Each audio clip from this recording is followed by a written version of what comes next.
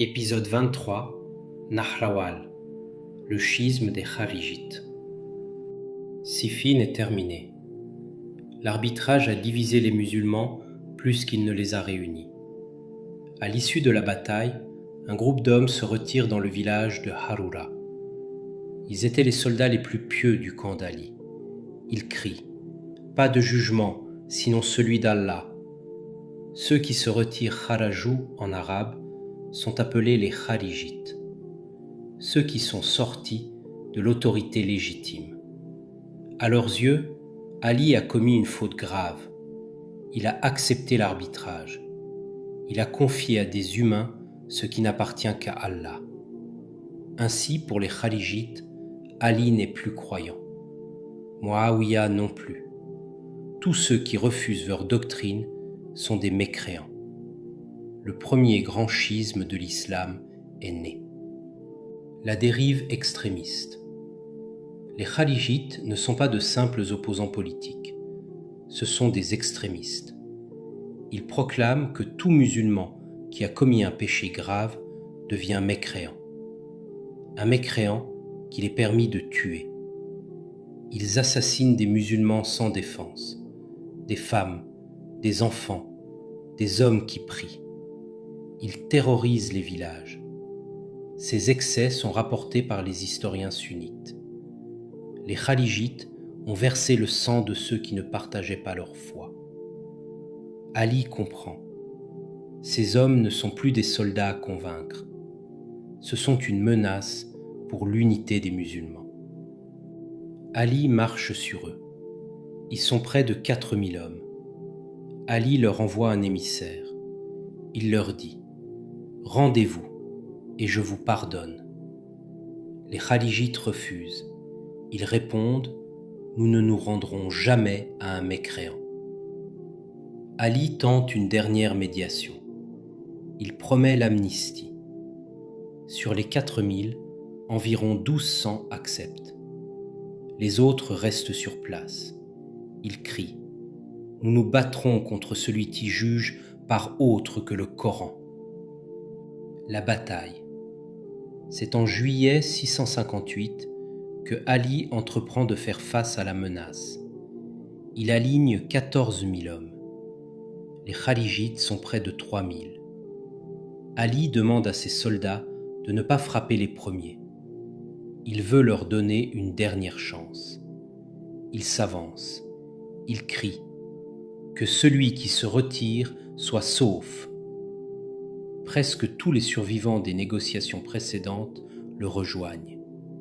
Mais le noyau dur reste. Ceux-là ne reculeront pas. Le choc est bref. L'armée d'Ali est mieux organisée. Elle encercle les rebelles. En quelques heures, le combat est terminé. 2400 Kharijites sont tués. Ali ne perd que 7 hommes. Parmi les survivants, 9 seulement prennent la fuite. Ibn Muljam est l'un d'eux. Après la victoire, il se tourna vers ses soldats et leur ordonna « Cherchez parmi les morts un homme noir dont le bras ressemble à un sein de femme ou à un morceau de chair qui pendille. Par Allah, je ne vous ai pas menti, et le messager d'Allah ne m'a pas trompé. » Les soldats fouillèrent les cadavres sans succès. Ali insista à plusieurs reprises, et à force de chercher, ils découvrirent finalement un corps écrasé sous d'autres, portant exactement cette marque distincte.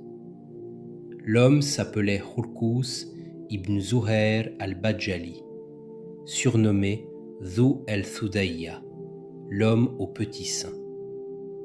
Ali remercia alors Allah, et la nouvelle se répandit dans le camp. La prédiction s'accomplissait sous leurs yeux. Une victoire amère. Ali ne se réjouit pas. Il a vaincu des hommes qui priaient et jeûnaient autant que lui. Des hommes qui, peu de temps auparavant, combattaient à ses côtés. Mais il a agi par nécessité. Ces hommes tuaient des musulmans sans défense. leur extrémisme menaçait la communauté. La tradition sunnite retient de Ali qu'il a préservé l'unité des croyants. Il a combattu l'égarement sans jamais combattre la foi. Le complot. 2 ans passent. Les kharijites ne disparaissent pas. Ils se cachent, ils attendent, ils complotent. En 660, un groupe se réunit à la Mecque. Leur plan est macabre. Assassiner Ali à Koufa, Muawiyah à Damas et Amr ibn al-As en Égypte. 3 assassinats, le même jour, au même moment de la prière. Les 2 autres missions, sur Muawiyah et sur Amr ibn al-As, échouent, mais celle sur Ali réussit. Le poignard d'Ibn Muljam. Abdelrahman ibn Muljam entre dans la grande mosquée de Koufa. C'est le 19 Ramadan 40 de l'Hégire, un matin de janvier 661. Ali prie. Il doit bientôt s'incliner pour la prosternation. Ibn Muljam s'approche, son épée trempée dans du poison. Il frappe Ali sur le haut du crâne au moment où il se prosterne. Le sang coule. Les fidèles hurlent. Ibn Muljam est capturé. Ali est transporté chez lui. Il est conscient. Il demande qu'on lui amène son assassin. Ibn Muljam est traîné devant lui, entravé. Ali le regarde. Il ne le maudit pas. Il dit seulement « Si je meurs, tuez-le. Si je guéris, je déciderai de son sort. » Il recommande à ses fils de ne pas le torturer. Il ordonne une seule frappe pour une seule frappe. Il meurt 2 jours plus tard. Il a 63 ans, le même âge que le prophète, paix et bénédiction soit sur lui, qu'Abou Bakr et qu'Omar.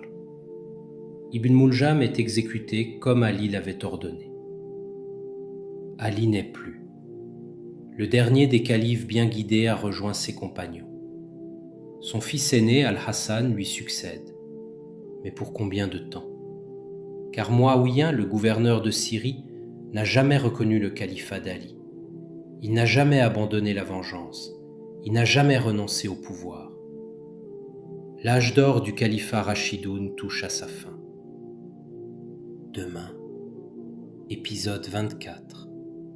Le gouvernant et la sagesse perdue.